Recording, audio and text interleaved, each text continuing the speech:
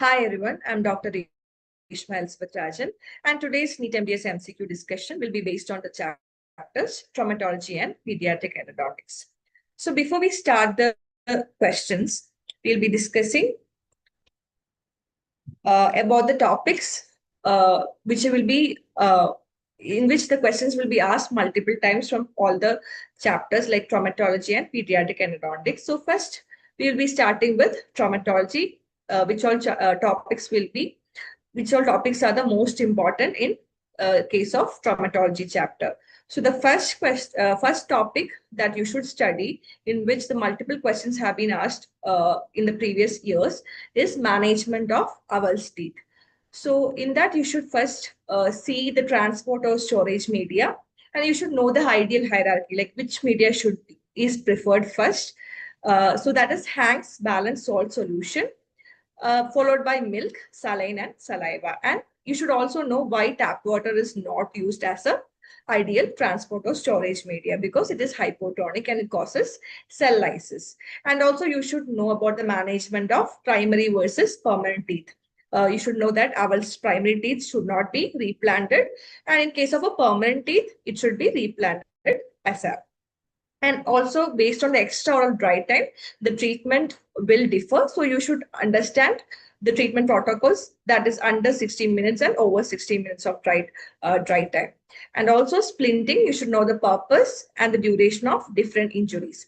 So the second case scenario, second topic you should focus on is management of fractures. And also you should know about the Ellis classification, the types of Ellis classification. So Ellis class 1 and class 2 will be enamel or dentin fracture, and Ellis class 3 will be with the pulp exposure. So in the case of pulp exposure, treatment will depend upon the tooth's maturity. That is, we will have two case scenarios. One will be open apex and second will be closed apex. So treatment will differ in both the cases. If it's an open apex or an immature tooth, you can go for a specs pulpotomy or a pulpotomy or a direct pulp capping, and also go for an apexogenesis. In case of a non-vital tooth, with the non-vital immature tooth, you can go for an apexification. And in case of a closed apex, mature tooth, you can go for a root canal treatment. So the treatment options will vary depending upon the open apex or closed apex.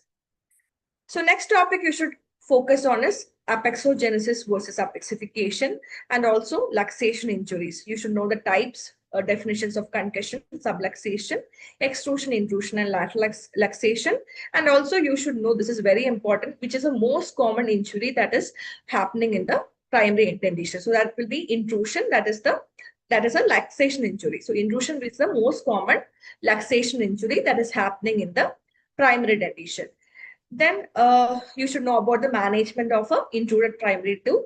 So in standard of care is to observe and allow for spontaneous re-eruption in case of a intruded primary tooth, and extraction should only be considered if it is impinging the permanent tooth bed. And also you should know about the sequelae of trauma, that is discoloration. You should know which all color signifies what. That is, if it's a yellowish brown discoloration, it indicates a pulp calcification. Gray or black will indicate a necrosis. And you should also know about the sequelae, that is ankylosis, which is also called as replacement resorption, that is fusion of the root to the bone. So this is clinically identified by the metallic sound on percussion and lack of physiologic mobility. So these are all the conditions you should focus on in the chapter traumatology. So management of owl's tooth, management of the fractures in its classification, apexogenesis versus apexification, the luxation injuries, which is the most common injury, management of the intruded primary teeth, and sequelae of trauma. So these topics, do study, do revise it multiple times so that you can answer any questions that has been asked from the chapter traumatology. Now let us start with the questions from the chapter traumatology. The first question is that an 8-year-old child had fractured his maxillary central incisors 10 months ago. The pulp shows no response. There is no periapical lesion in the radiograph. The treatment of choice is. So the options given are calcium hydroxide pulp capping, foamocrystal pulpotomy, conventional root canal treatment, complete debridement, and apexification. So if you look at the question, the child is 8-year-old and he has fractured his maxillary central incisors, which was 10 months ago. So almost after 7 years, he had fractured his maxillary central incisors. So we all know the eruption of maxillary central incisors is between 6 to 7 years. So most probably the maxillary central incisors will have a open apex at the age of 7 years. So that time he had fractured his maxillary central incisors. So tooth is going to have a open apex in this case. And the pulp is showing no response. That means the pulp is non-vital, but there is no pathologic finding in the radiograph. So what will be the treatment of choice? We can't do a pulp capping or a pulpotomy because this is a non-vital.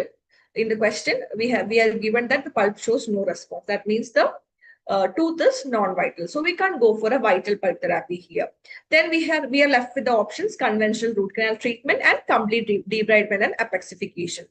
So in that case, we can't go for a conventional root canal treatment because we already told that he had fractured the tooth 10 months ago. So that means it is having an open apex. So if we go for a root canal treatment directly, we won't be able to obtain a stop in the apical portion. So we have to obtain a stop first and then go for the complete debridement and the RCT. So the answer will be complete debridement and apexification. So this will be the answer for this question. So now let's see the treatment modalities for fractures involving pulp in permanent teeth. So kindly take note these points. In pulp capping, we will do it when the exposure is less than 1 mm and exposure is not over 24 hours. And if there is a minimal hemorrhage at open apex, we can go for a pulp capping. So the exposure, if it is less than 1 mm, not over 24 hours, minimal hemorrhage, and open apex case, we can go for a pulp capping. Now coming to pulpotomy, if it's a relatively large exposure and if the patient is seen within 72 hours and if it's a moderate hemorrhage with open apex, we can go for a pulpotomy. So these two are vital pulp therapy techniques, and pulpotomy will go for if the patient is seen within 72 hours and if it's a relatively large exposure, moderate hemorrhage and open apex case. Now coming to apexification, if it's a non-vital immature permanent teeth, we can go for a apexification. If it's a non-vital permanent teeth with open apex, we can go for a apexification. And pulpectomy, if the pulp is degenerated and pulp exposure is greater than 72 hours, we can go for a pulpectomy. So these are the treatment modalities for fractures involving the pulp in permanent teeth. So now coming to the next question, a 11-year-old child comes to the dental office 1 hour after injury to a maxillary central incisor. The tooth is vital and slightly mobile. Radiographic examination reveals a fracture at the apical third of root. What is the best treatment at this point of time? So options given are render palliative therapy, extract the tooth, relieve the occlusion and splint the tooth, perform immediate root canal treatment and split. So in this case, it's an 11-year-old child. He had come to the dental office and 1 hour after the injury, he has come to the dental office and the tooth is vital, but it's slightly mobile. So there is a fracture at the apical third of the root. So in case of a root fracture, apical third fractures has the best prognosis. So we can just relieve the occlusion and splint the tooth for the time being. So fractures occurring the apical third have the best prognosis and the teeth usually remains vital in these cases, and coronal root fractures usually have the poor prognosis. So after the radiographic and clinical assessment, we usually subject the teeth to digital reduction and stabilization by splinting. Now relieving the occlusion, we can slightly grind the tooth so that it doesn't touch the opposing teeth during the biting and chewing, which will prevent further trauma to the mobile segment and allows the fracture site to rest. Now we have to splint the tooth because the mobile tooth will need stabilization. So this can be done by using a flexible splint, that is a thin wire and a composite. And this is critical because it will allow the healing to occur at the fracture line. And the splint is typically left in place for about 4 weeks for an apical third fracture. So for about 4 weeks, we have to leave the splint in the position in the case of a apical third fracture. So the next question is, a 4-year-old child sustained a fracture in central incisors 1 month ago. On examination, a necrotic pulp was seen with no other pathological findings. The treatment of choice is, the options are watchful observation, extraction followed by space maintainer, pulpectomy and root canal filling with gutta percha, endodontic treatment and root canal filling with zinc oxide eugenol. So if you look at the question, it is a 4-year-old child. He had fractured his central incisors, which was 1 month ago. There is a necrotic pulp. That means the pulp is non-vital.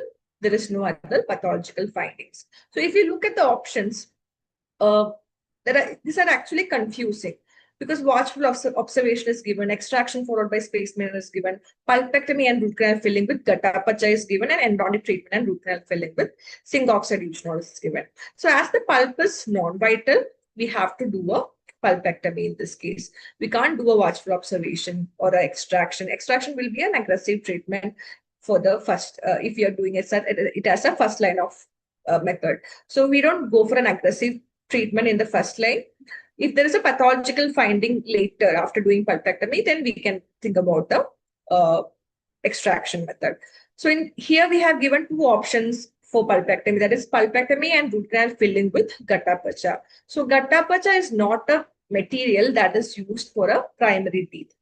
And it is given endodontic treatment and root canal filling with zinc oxide eugenol. So usually zinc oxide eugenol is a material that we use for primary teeth. So you have to choose D option as the correct answer. That is endodontic treatment and root canal filling with zinc oxide eugenol. Just because you see pulpectomy in the C option, don't go for that. You have to see that which material is used in the along with the pulpectomy. So in this case, it is gutta percha, which is used in the permanent teeth.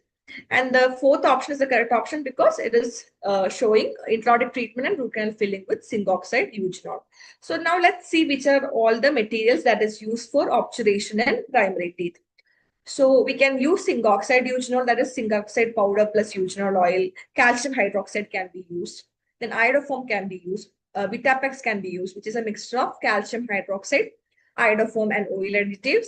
Walk-off paste can be used. KRI paste, Maestro paste, mineral trioxide aggregate, and endofloss can be used as an obturation material for primary teeth. So you have to know the materials that is used for obturation in primary teeth and the composition, especially Vitapex, which is a mixture of calcium hydroxide, iodoform, and oil additives. This also can be asked as a MCQ question. Like you can be given the composition of a material and you can be given options like Vitapex. You can be given a question like calcium hydroxide plus iodoform is the composition and which material is that. So you'll be given options like Vitapex, walk-off paste, KRI paste, and Maestro paste. So among that, you will have to choose which is the right option, which is the Vitapex. So just be familiar with the compositions. So next question is, apexification is a treatment of choice for a permanent tooth with wide open apex when the pulp is necrotic, the pulp is vital, the pulp and root canals are calcified, there is a traumatic exposure during cavity preparation. So we have already discussed that pulp apexification is actually used when the pulp is necrotic in a immature permanent teeth. So the answer will be A option. So in immature permanent teeth with crown fractures, there are 2 scenarios. That is, we can get a vital pulp or we can get a non-vital pulp. So in case of a vital pulp, if it's a superficial fracture, that is uncomplicated crown fracture with greater than 1 to mm tendon remaining, we can go for odontoplasty with bonding. If it's a vital pulp with a near pulp exposure, we can go for an indirect pulp capping. If it's a pulp exposure with a superficial pulp inflammation, then we can go for a traditional pulpotomy or a vital pulp therapy. If it's a deeper pulp inflammation, deeper pulpotomy with direct pulp capping or vital pulp therapy. If it's a non-vital pulp, we can have 3 options. That is regenerative endodontics, apexification, or extraction.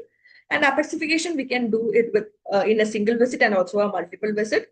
In multiple visit, we can use a calcium hydroxide. And if we want to do the apexification in a single visit, we can go for an MTA or other bioceramic material. So what is apexification? It is a method of inducing apical closure by formation of a mineralized tissue in the apical region of a non-vital permanent tooth with an incompletely formed root apex. So that is the definition for apexification.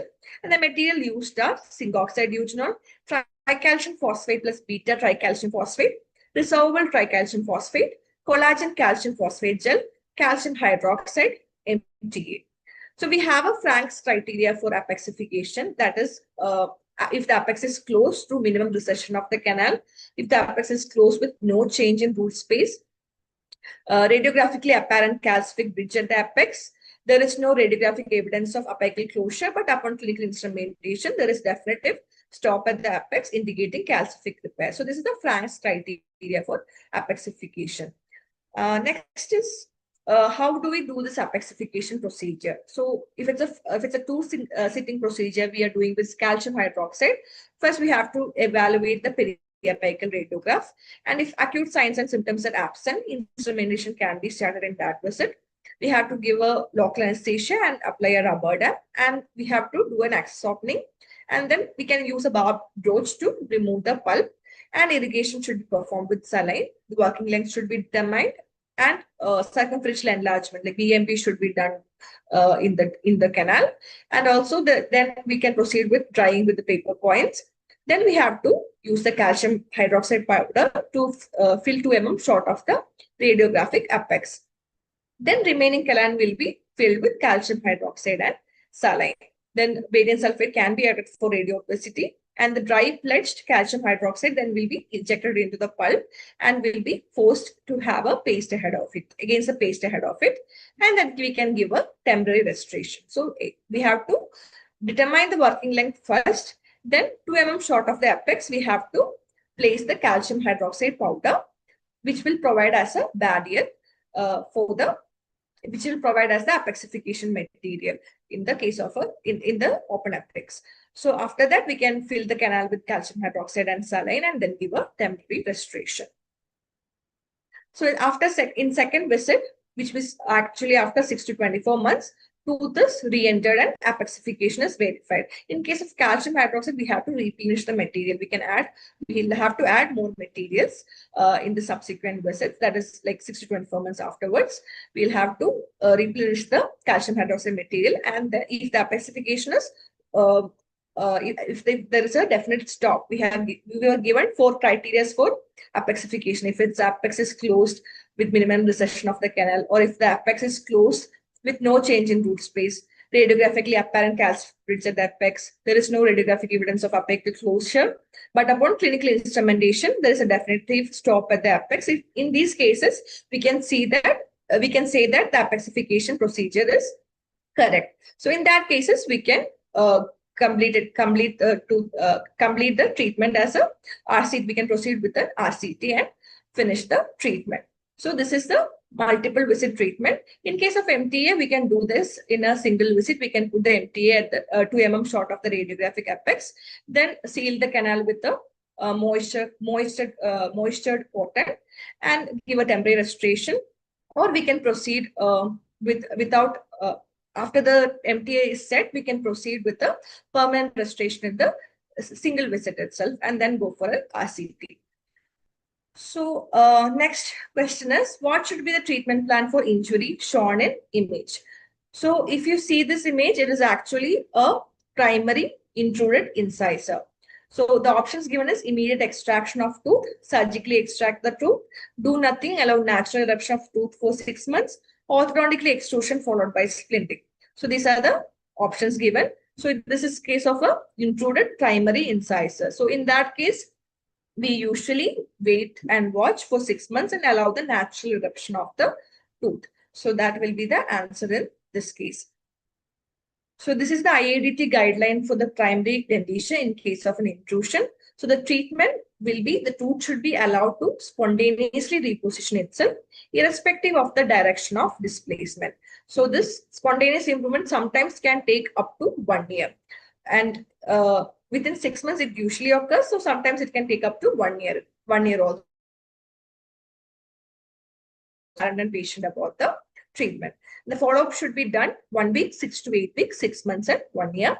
And further follow-up should be done at the age of 6 years. If in case of a severe intrusion, and radiographic follow-up is only indicated where the clinical findings is suggestive of a pathology. So in that case, we can go for a radiograph. So this is the intrusions treatment plan. We should allow the teeth to spontaneously re-erupt in case of a primary dentition. So next question is, Ellis class 5 is. So if you know the Ellis classification, this is a straight, direct question. Ellis class 5 fracture is avulsion. So let's discuss what is Ellis classification. So class 1 is simple fracture of the crown involving just enamel. Class 2 will be extensive fracture of the crown involving the enamel and dentin. Class 3 will be extensive fracture of the crown involving the enamel, dentin and pulp. Class 4 will be tooth that become non-vital with or without the loss of crown. And class 5 is tooth loss as a result of trauma. So here we are asked Ellis class 5 fracture, that is tooth lost as a result of trauma or avulsion. So another name of avulsion is exarticulation. So the answer is avulsion or tooth loss as a result of trauma. Class 6 is fracture of root with or without the loss of crown. Class 7 will be displacement of a tooth without the fracture of crown or root. Class 8 is fracture of crown and mass and its replacement. And class 9 will be fracture of deciduous teeth. So this is the Ellis classification. So in this question, the answer is avulsion. So coming to the next question, a 17-year-old child complains of a discolored tooth and the tooth is asymptomatic. He gives a history of trauma 5 years back. Its Ellis type is. So he is presenting with this kind of a clinical situation where the tooth is discolored. So Ellis, this is actually a non-vital tooth. If you see the yellowish grayish discoloration, it is actually signifying, implying that it is a non-vital tooth. So which type is of Ellis classification is this? So non-vital tooth is actually type 4. So that will be the answer. So if you see this classification, type 4 is tooth that become non-vital with or without the loss of crown. So here, in this case, it's a non-vital tooth. So that is type 4.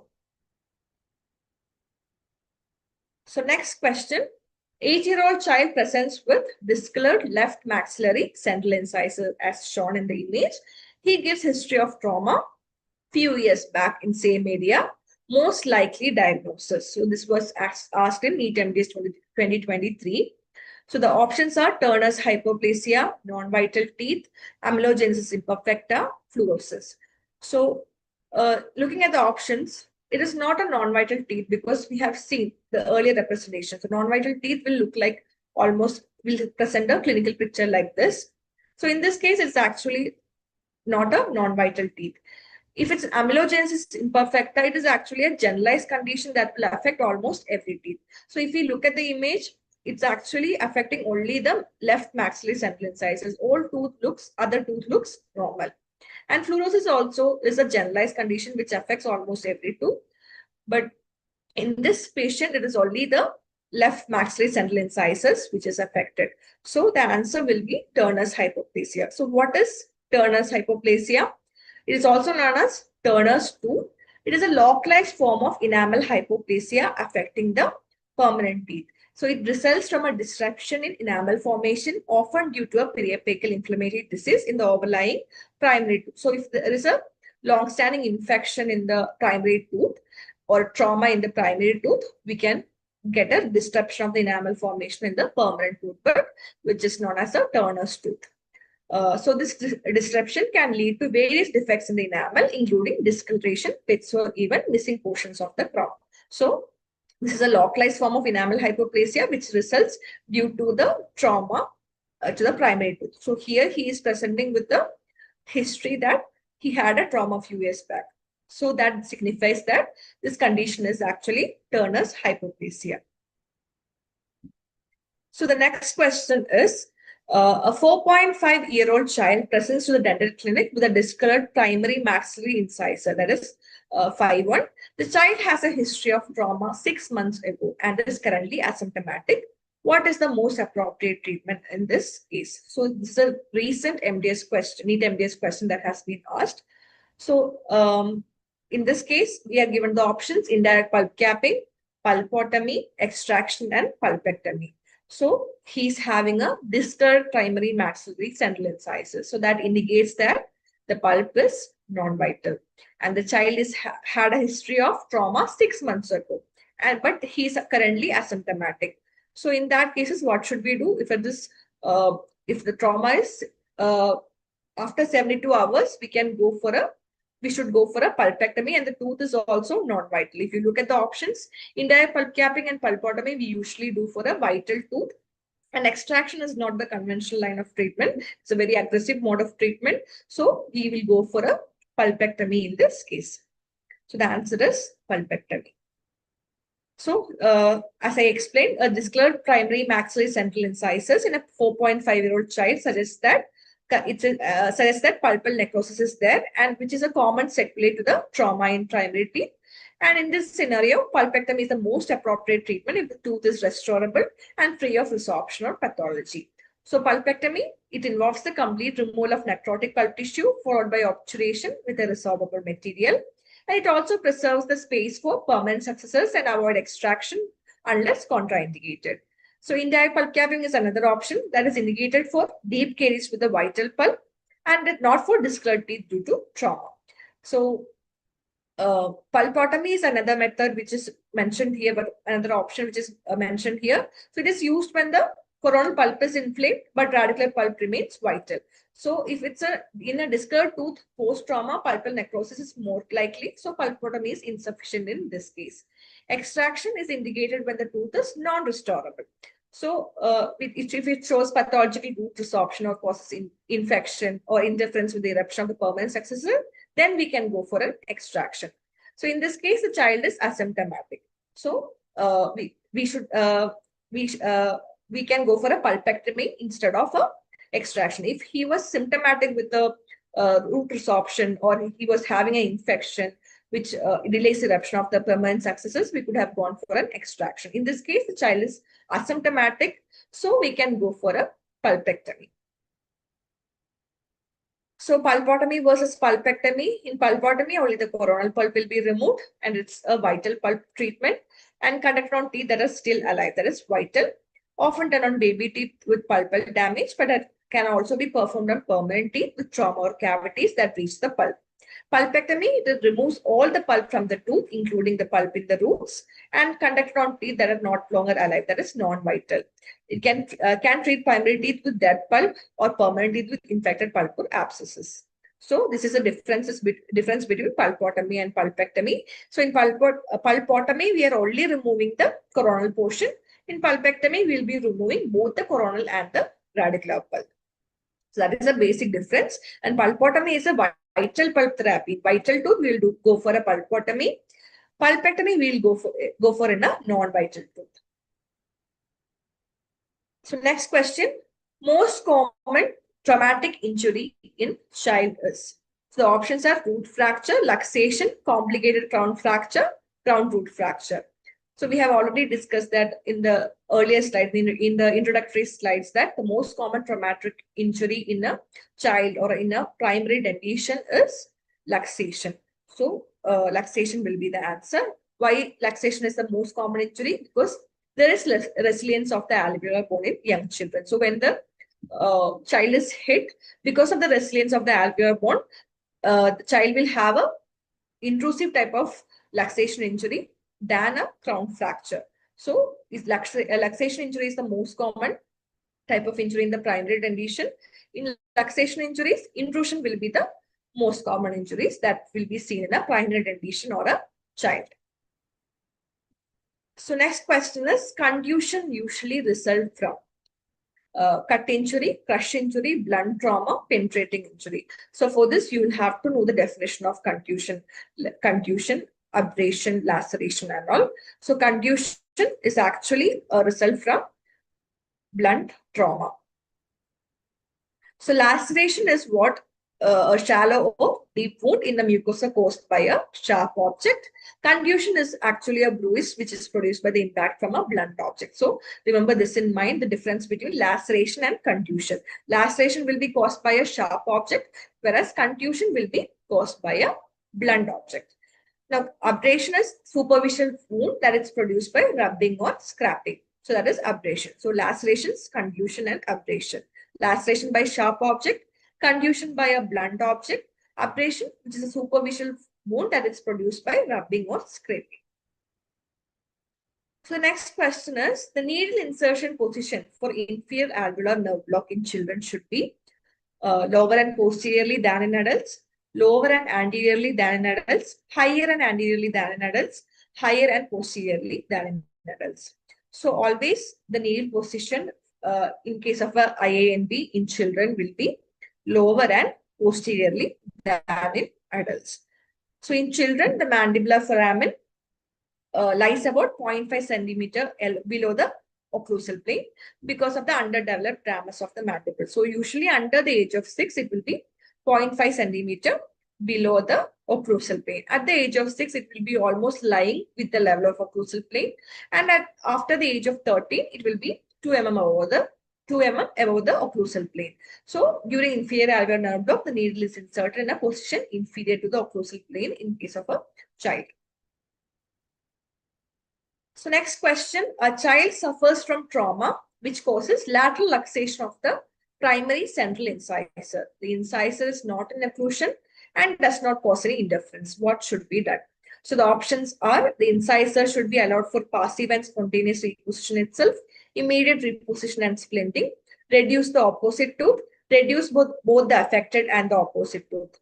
So in this case, it is not causing any occlusal interference. So in that cases, we can allow the incisor for passive and spontaneous reposition.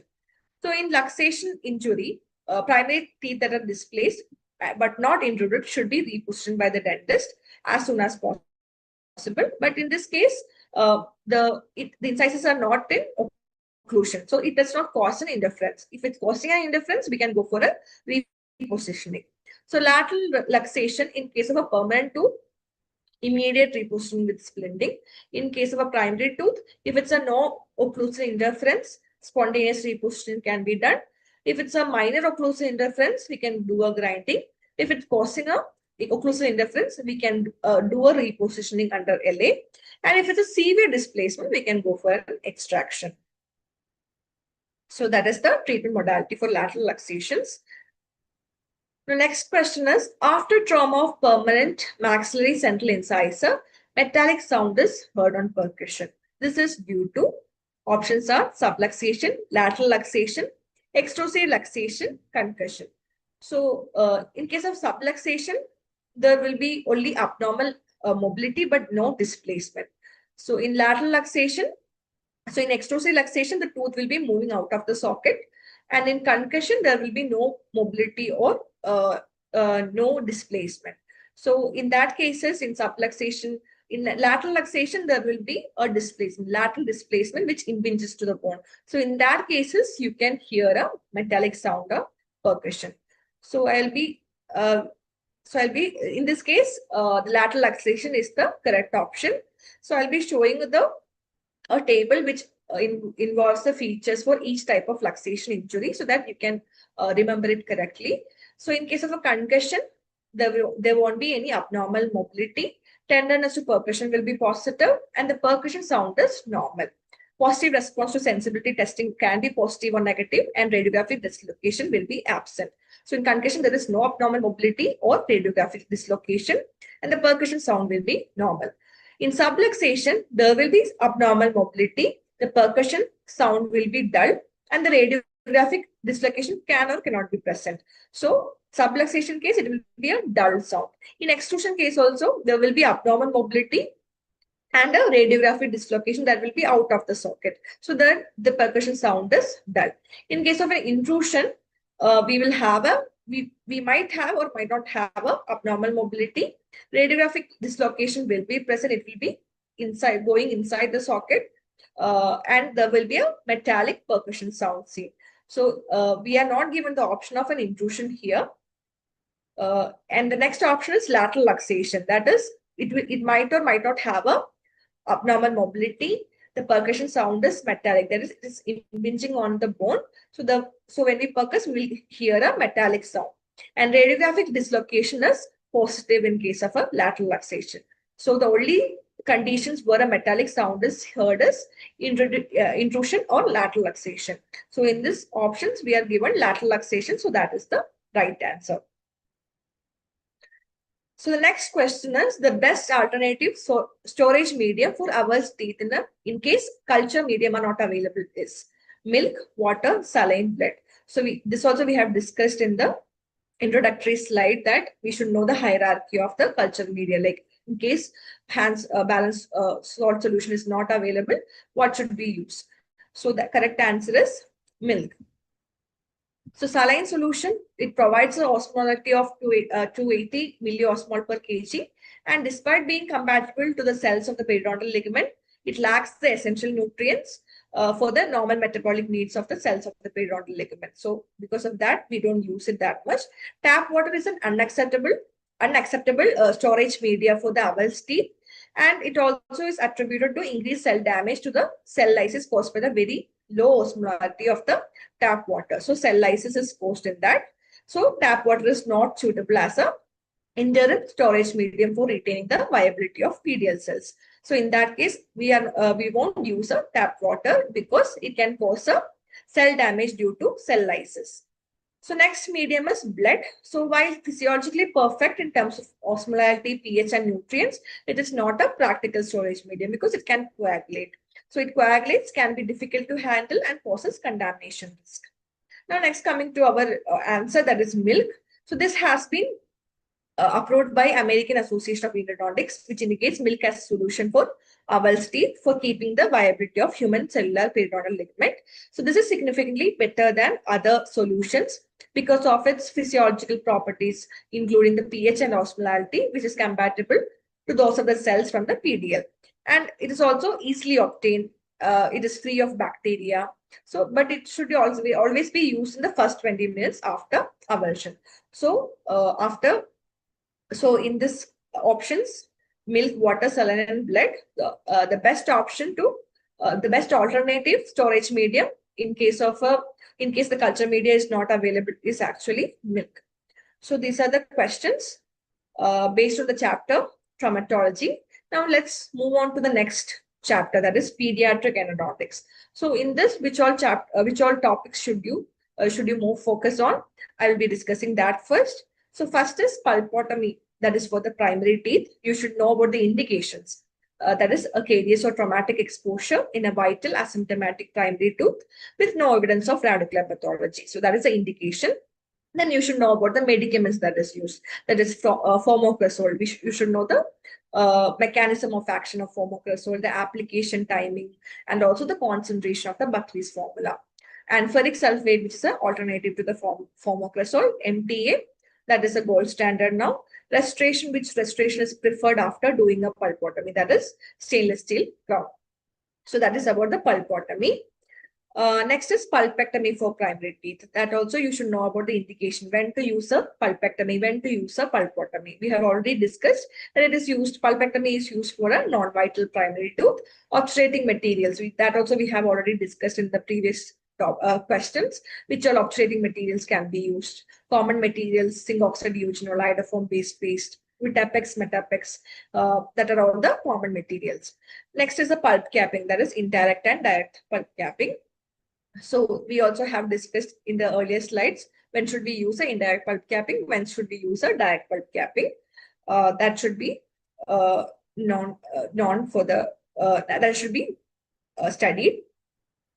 Then next comes the diagnosis of the pulp status. So that is the basics for the treatment. So you should know when to use a pulpotomy, when to use a direct pulp capping. So based on the pulp vitality, you should diagnose the teeth and then go for the treatment method. Then final restorations. Mostly we will go for a stainless steel crown after a pulpotomy or pulpectomy. So that is the final restoration that is given after a pulpotomy or pulpectomy. So these are the topics you should focus more in the pediatric endodontics, mainly formocresol pulpotomy, the indications and contraindications of every procedure, that is indirect pulp capping, direct pulp capping, pulpotomy, and pulpectomy. So we will move on to the questions. So in a deciduous molar, while removing or excavating caries, there is pinpoint pulp exposure. What should be the ideal treatment now? So the options given is DPC with MTA can be done if there is no inflammation of pulp, conventional RCT, IPC with calcium hydroxide, DPC with calcium hydroxide. So here we are given a deciduous molar, and the pinpoint pulp exposure has happened while removing or excavating caries. So it's a classical example for a direct pulp capping procedure. So in case of a direct pulp capping procedure, we are given two options in this question, that is MTA and calcium hydroxide. So as it is a deciduous molar, we usually don't go with calcium hydroxide because that can cause internal resorptions in primary molars. So the ideal option is DPC with MTA, can be done if there is no inflammation of the pulp. So that is the answer to this question. So next, the difference between indirect pulp capping and direct pulp capping, indication is used when the pulp inflammation has been just to minimal and complete removal of caries would cause a pulp exposure. And direct pulp capping, small exposures less than 1 mm, light red bleeding from exposure site that can be controlled, and traumatic exposures in dry clean field reported within 24 hours. Iatrogenic exposures, traumatic exposures, in that cases we can go for a direct pulp capping. The materials used are calcium hydroxide, zinc oxide used on MTA. In both cases, we can use calcium hydroxide, zinc oxide used on MTA, and antibiotics, corticosteroids can be used. And contraindications for indirect pulp capping is soft, leathery dentin, non-restorable tooth, signs of pulp or periapical pathology. And for direct pulp capping, the contraindication is pain at night, spontaneous pain, tooth mobility, excess bleeding at the exposure site. So the basic differences of indirect pulp capping and direct pulp capping you should keep in mind. So next, coming to the material of MTA in direct pulp capping. So MTA is actually a popular choice for direct pulp capping due to its favorable properties like biocompatibility, bioactivity, and sealing ability. So the advantage is that it will preserve the pulp vitality, it will promote the healing, and has a long-term success among many studies. And it is an alternative to root canal treatment. In many cases, direct pulp capping with MTA usually avoids the invasive root canal treatment. So these are the advantages of MTA in pulp capping. So next question is, the most successful treatment for a vital primary second molar with a large caries pulpal exposure is. So it's a vital primary second molar. So we are going for a vital treatment. Large caries pulpal exposure. So it's a large caries. We should focus on that point and then go to the options. So we are given indirect pulp treatment, pulpotomy with formocresol, pulpotomy with calcium hydroxide, pulp capping with calcium hydroxide. So in this question, I already told you it's a large caries pulpal exposure. So as it's a large caries pulpal exposure, we should not be doing a pulp capping, either it be indirect or a direct. As it's a large caries pulp exposure, we should go for a pulpotomy. Now coming to the materials, formocresol and calcium hydroxide is given. So pulpotomy should be done with a formocresol. Formocresol is the suitable material for the pulpotomy here. So pulpotomy with formocresol. So which all conditions can be, which all pulp therapy can be done. So if it's a permanent tooth, vital tooth with small pulpal exposure, we can go for a direct pulp capping. If it's a vital immature tooth with large pulp exposure, we can go for a calcium hydroxide pulpotomy. If it's a non-vital immature tooth, we can go for an apexification. Primary teeth, vital tooth with deep caries, we can go for an indirect pulp capping. Vital tooth with large pulp exposure and vital tooth with caries pulp exposure, we can go for a formocresol pulpotomy. So here we were given two options, that is pulpotomy with formocresol and pulpotomy with calcium hydroxide. So calcium hydroxide we had discussed earlier, it is not used in primary tooth as it can cause internal resorption. So formocresol pulpotomy should be the answer. And if it's a pulpless tooth with two-third root length available or with minimum periapical or bifurcation radiolucency, we can go for a pulpectomy. If it's a tooth with poor prognosis, that is vertical root fractures, displacement, luxation, causing damage to the permanent tooth, we can go for a extraction. So these are the treatment conditions we can do for different conditions. So what is the indications of a pulpotomy? So it's a vital teeth with pulp exposure that larger than those considered suitable for pulp capping. for young permanent teeth with incompletely formed apices and curiously exposed pulps. The tooth is free of radicular pulpitis. Pain, if present, is neither spontaneous nor persistent. The tooth is restorable. The tooth possesses at least two-thirds of its root length. There is no evidence of internal resorption, no interradicular bone loss, no abscess or fistulas. The hemorrhage on the amputation side is pale red and easily reduced. So that in that case, you can go for a pulpotomy. Now, the contraindication, root resorption, which exceeds more than one-third of the root length, tooth crown, which is non-restorable, highly viscous, sluggish, or absent hemorrhage, which is observed at the radicular canal orifices, radiolucency, which exists in the furcular or periradicular areas, marked tenderness to percussion. If there is a pain which is having a marked tenderness to percussion, mobility with locally aggravated gingivitis, persistent toothaches, and coronal pus, we shouldn't go for a pulpotomy. We should ideally go for a pulpectomy in that case. So if the bleeding is easily controllable, the hemorrhage is pale red and easy. If it's a vital teeth, if pain is present, is neither spontaneous nor persistent. If the tooth is restorable, if it is having a if it's having more than two-thirds of its root length and there is no evidence of internal resorption, we can go for a pulpotomy. So how is the procedure done? We'll be doing an access opening. We'll be deroofing the pulp chamber, and then we'll be removing all the coronal pulp using a spoon excavator. Then with the use of a sterile cotton pellet, it will be wetted with formocrystal solution and it will be placed on the canal orifices, and it will be placed for almost like 5 minutes, and then we can proceed with the temporary filling, that is zinc oxide fusion or cement. So that is the procedure for doing a formocrystal pulpotomy. So what is happening or what is the mechanism of action, we will discuss in the further coming questions.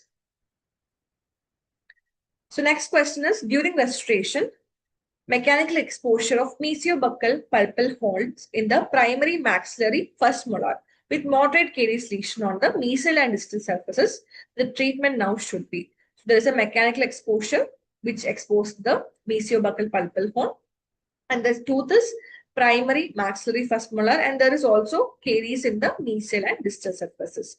The options given is pulp capping with dical and restored with silver amalgam, pulpotomy and restored with stainless steel crown, pulpectomy restored with stainless steel crown, pulp capping with dical, then restoring with the stainless steel crown. So the answer is pulpotomy with stainless steel crowns, as we have a caries lesion on the mesial and distal surfaces. Now it has gone to a large caries exposure.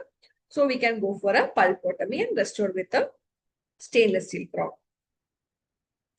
So direct pulp capping and calcium hydroxide pulpotomy is contraindicated in primary teeth as it can cause internal resorption. So formocrystal pulpotomy is the best choice in this case, which is followed by a stainless steel crown. So next question is ideal root canal filling material for the primary teeth. So the options are calcium hydroxide iodoform mixture, zinc oxide eugenol, gutta percha, ferric sulfate. So we have already discussed the root canal filling materials for primary teeth. So here calcium hydroxide iodoform mixture is given, zinc oxide eugenol is given, gutta percha is given, ferric sulfate is given. So gutta percha is actually a root canal filling material that is used for permanent teeth. Ferric sulfate is actually a pulpotomy material that is used as a hemostatic agent. So that two are not the answers. Then we have calcium hydroxide iodoform mixture and zinc oxide eugenol. So in this case, the most appropriate or ideal root canal filling material among these two is actually calcium hydroxide iodoform mixture. So that will be the answer for this tooth. So we'll see why it is the ideal root canal filling material. So zinc oxide eugenol paste is a commonly used filling material, but its overfilling actually causes a mild foreign body reaction, and there is a difference in between the rate of resorption and that of the root. So zinc oxide eugenol paste actually resorbs slowly than the than the primary teeth. So if it's overfilled, it can remain in the periapical region and cause deflection of the permanent tooth buds. So it is not it's not an ideal material. So KRI paste is the next material which resorbs rapidly and have no undesirable effects on the succeeding teeth. Contains bactericidal action, contains iodoform and camphor. Paste is also similar to KRI with additions.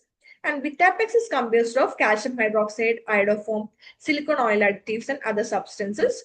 And it's a nearly ideally primary tooth filling material because it has a same resorption rate as that of the primary tooth. So it resorbs in the same rate as that of the primary tooth. So if it's overfilled also, Vitapex will resorb after Vitapex will resorb easily. So it will have its resorption rate is equal to that of the primary tooth. So if in case of a zinc oxide is not paste, the primary tooth will resorb faster and the paste will remain in the site. So in case of a Vitapex, the resorption rate is equal. So it is known as an ideal primary tooth filling material. Gutta-percha is contraindicated as it is not a resorbable material. So as the Vitapex has a same resorption rate as that of the primary tooth, we can tell it as an ideal primary tooth filling material. So the answer will be Vitapex. So the next question is the effect of formocresol on the pulp following a primary tooth is. What is the mechanism of action of a formocresol on the pulp? So the options given is calcified bridges formed, massive infiltration of inflammatory cells, surface fixation of pulpal tissue accompanied by degeneration of odontoblasts. Pulp remains vital throughout and relatively unchanged. However, all microorganisms are destroyed. So if you know the mechanism of action, what is the, after placing a formocresol, what will be the answer? It actually causes a surface fixation of pulp tissue accompanied by the degeneration of odontoblasts. So that will be the answer. So now let's look at the materials that is used in pulpotomy and their action. So formocresol, tissue fixation is evident. Potent germicide, vital tissue will remain at the apex, and it has a reported toxicity and periapical leakage due to small molecule size. In case of calcium hydroxide, calcium bridge formation occurs. It has a germicidal activity. Vital pulp remains. Causes internal resorption in primary teeth. And bridging makes further endodontic treatment complicated. So we don't use calcium hydroxide in primary teeth because it can cause an internal resorption. Glutaraldehyde, better and non-reversible fixation, excellent antimicrobial. Vital pulp will remain, less pulpal necrosis, and no periapical leakage due to large-sized molecules. So formocresol will have a surface fixation. So next question is, Specs pulpotomy refers to, options are partial pulpotomy, cervical pulpotomy, glutaraldehyde pulpotomy, formocresol pulpotomy. So these are all pulpotomy methods, that is glutaraldehyde pulpotomy, formocresol pulpotomy, and different types of pulpotomy. Partial pulpotomy and cervical pulpotomy are the other options. Cervical pulpotomy is actually full pulpotomy. If you are removing the coronal, if you're removing the full coronal pulp, we can call it as a cervical pulpotomy. Partial pulpotomy is the correct answer for partial pulpotomy is otherwise known as Specs pulpotomy. So the correct answer is actually partial pulpotomy. So what is Specs pulpotomy or partial pulpotomy? This is indicated when the exposure is less than 3 mm and less than 48 hours. So in that cases, only 2 to 3 mm of the pulp will be removed from the exposed side. And the principle behind this is that the tooth will become weaker when the entire pulp is removed. So if we are removing only a 2 to 3 mm of the pulp, we can call it as a partial pulpotomy. So the whole of the coronal pulp is not removed, only 2 to 3 mm of the pulp is removed, and then we will place a formocresol and do the temporary restoration and go for a stainless steel crown. So in that cases, it is known as a partial pulpotomy. So the partial pulpotomy, and the name is Specs pulpotomy. So a sweet technique, the questions can be asked like, what is sweet technique? So that is a multi-visit formocresol pulpotomy, is otherwise known as sweet technique. And 5-minute technique is actually a single sitting formocresol pulpotomy. So you have to put the formocresol soaked in cotton in the stumps for like 5 minutes. So it's a 5-minute technique, is otherwise known as a single sitting formocresol pulpotomy. Two-stage technique is paraformaldehyde pulpotomy. Mortal or non-vital pulpotomy is actually beechwood cresol pulpotomy, and Swex pulpotomy is actually partial pulpotomy. So mortal pulpotomy is beechwood cresol pulpotomy, and partial pulpotomy is Swex pulpotomy. So just remember that. So next question is, on the day following a formocrystal pulpotomy of a mandibular molar, a 3-year-old patient returned with a large ulcer near the midline of the lower lip. What is the probable cause of the ulcer? So we had done a formocrystal pulpotomy in the mandibular molar, and the next day the patient is returning with the ulcer in the lower lip. So what might be the reason? The options given is lip biting by the patient, allergy to the anesthetic solution, pressure by the rubber dam frame, leakage of the formocrystal on the lip. So we have done it on the mandibular molar. So it's not going to cause a leakage to the on the lip. So that is not the answer. And rubber dam frame won't cause a pressure that much on the lip. And anesthetic solution, if it is an allergy, it won't cause an ulcer near the midline of the lower lip. So actually the answer will be lip biting by the patient, because we'll be giving an inferior alveolar nerve block in case of doing a pulpotomy. So because of the numbness, that patient would have bitten the lip. So because of that, an ulcer might have formed. So the numb feeling following the anesthetic procedure may result in lip biting by the child patient. So that will be the answer, lip biting by the patient. So next question is, a 4-year-old child's radiograph shows small radiolucency in the bifurcation area of primary lower second molar. There is bleeding on opening the root canal.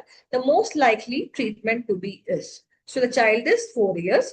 There is a small radiolucency in the bifurcation area, and there is bleeding on opening the root canal.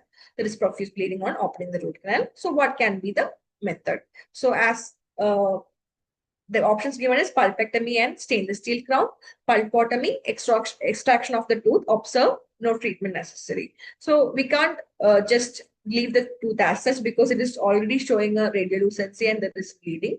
So observe, no treatment necessary is not the correct option. Extraction of tooth is not indicated at this stage. Should we go for a pulpotomy or a pulpectomy and stainless steel crown? As there is a small radiolucency in the bifurcation area. So bifurcation area radiolucency is present. We should go for a pulpectomy with stainless steel crown. And also there is a bleeding also present. So we can go for a pulpectomy and stainless steel crown in this case. So the answer is pulpectomy and stainless steel crown.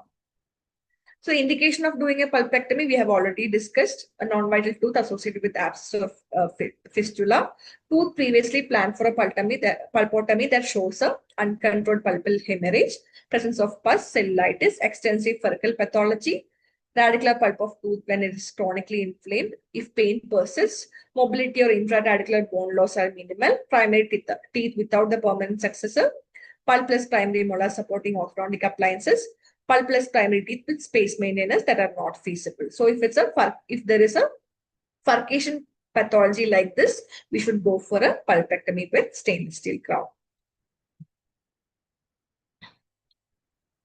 So next question is, radiographically first time chronic pulpal infection of primary molars are noted as periapical bony changes, root resorption, changes in bonification area, widening of apical periodontal ligament. So what will be the answer in this case? Chronic pulpal infection. What will be the radiographic first appearance? So we can note the chronic pulpal infection in a radiograph as changes in the bonification area. So in primary molar teeth, the earliest radiographic change will be in the form of a radiolucency, bone loss or root resorption depending on the chronicity of the infection. So mainly we will see a furcal radiolucency first in a radiograph in case of a primary tooth. So in case of a permanent tooth, the earliest change will be the widening of the PDL. So in primary teeth, we will be seeing a furcal radiolucency. So that will be the answer. So next question is, a boy 10-year-old fractured his central incisors 1.5 years back. His pulp test is negative. What is the treatment? So the boy is 10-year-old. He has fractured his central incisors 1.5 years back, and the pulp test is also showing negative. What will be the treatment? So the options given us: debridement of pulp space and apexification, RCT, debridement and pulpotomy, observe, no treatment. So in this case, the answer will be debridement of pulp space and apexification. Because the boy is now 10 years, he had undergone the trauma, which was 1.5 years back. So at that time, he was almost like 8.5 years. So at that time, the central incisors won't be will be having a open apex. It won't be having a closed apex. So we will have to go for a apexification because the pulp test is also showing negative. That means the pulp is non-vital. If it was vital, we could have gone for a apexogenesis. So as the pulp is non-vital, we can go for a apexification and then go for the debridement of the pulp space.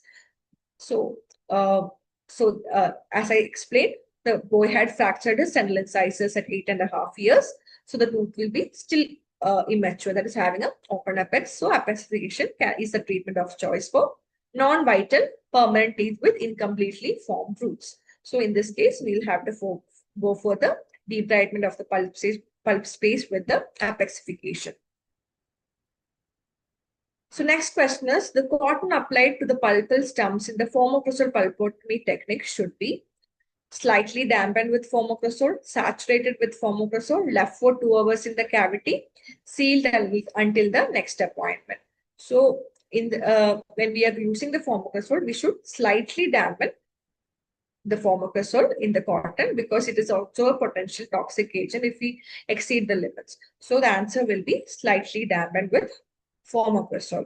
So the cotton pellet should be slightly dampened with formocrystal and left for about 5 minutes over the pulpal stem. So that is the ideal protocol for doing a formocrystal pulpotomy. Next question is, the high rate of failure after direct pulp capping in primary teeth is due to. So options are low vascularity of the pulp, high cellular content of the pulp, large number of unmyelinated nerves, narrow ribbon-shaped root canals. So why are we not using a direct pulp capping in a primary teeth?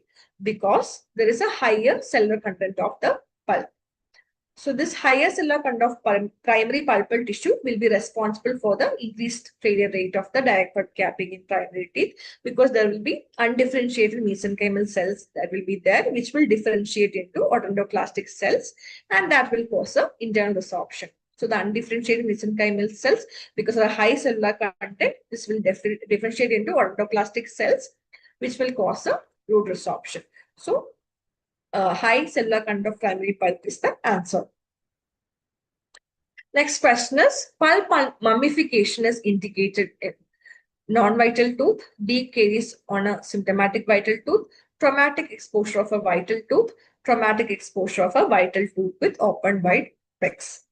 So it is indicated actually in a traumatic exposure of a vital tooth. So what is pulp mummification? It is actually a devitalization pulpotomy.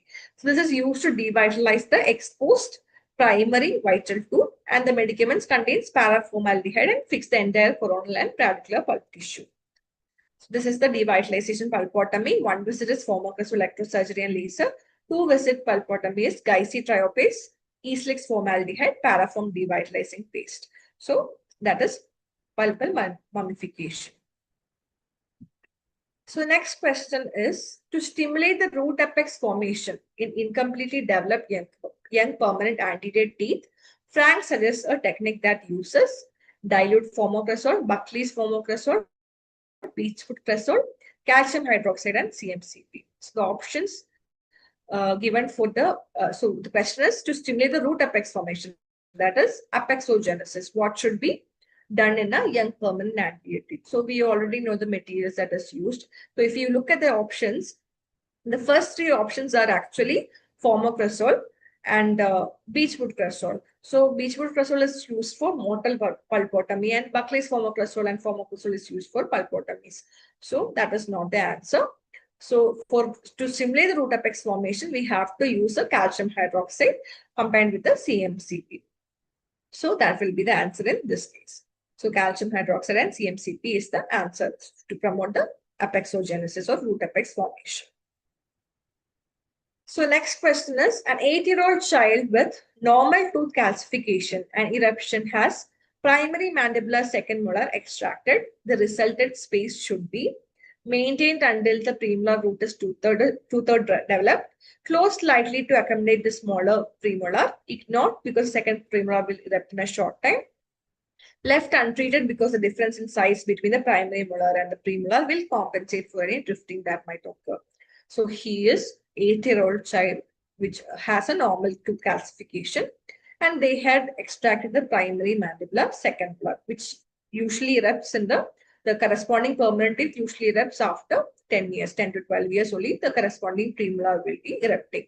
So he is only 8 years. So we have to maintain it until the premolar root is two-third developed. So you have to see the eruption stage of the permanent tooth in a radiographs. So after it is two-third developed, till that time we have to maintain it in a space. So that is the correct answer. So that is all the questions, MCQ questions that is under the chapters traumatology and pediatric endodontics. So while looking at the chapters, please focus on the topics which I have told you in like high yielding topics which I have told you in this session. Like in traumatology, you should focus on the management of Appel's teeth, classifications, luxation injuries, the different definitions and all. In pediatric endodontics, just focus on the procedure, that is pulpotomy, pulpectomy, indirect pulp capping, the indications, contraindications, when to use all these procedures, apexogenesis, apexification. So these procedures and which all materials like formoprazole, what is the formula, like how many minutes it should be placed. So based on that, you will be getting the questions which is clinical and clinical based and also theory based. So if you have revised it thoroughly, you can answer any type of questions from these chapters, that is traumatology and pediatric endodontics. I hope you people have understood today's session. So thank you. We will meet in the next session.